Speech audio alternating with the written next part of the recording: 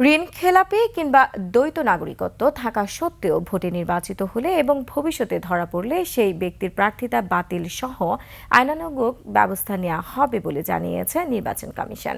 দুপুরে নির্বাচন ভবনে সাংবাদিকদের এসব কথা জানান নির্বাচন কমিশনার আব্দুর রহমানেল মাসুদ।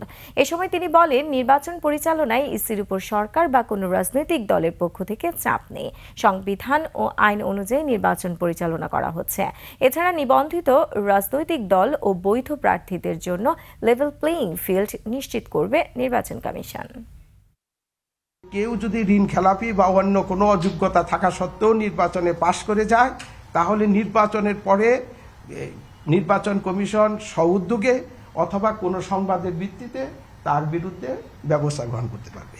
অযোগ্য একজন লোক যদি যে সমস্ত যোগ্যতা লাগে তার সত্ত্বেও যদি উনি নির্বাচন করতে আর সুযোগ থাকলেও করলেন এবং পাশও করে গেলেন, পরবর্তীকালেও আমরা তাদেরকে ধরার সুযোগ আছে।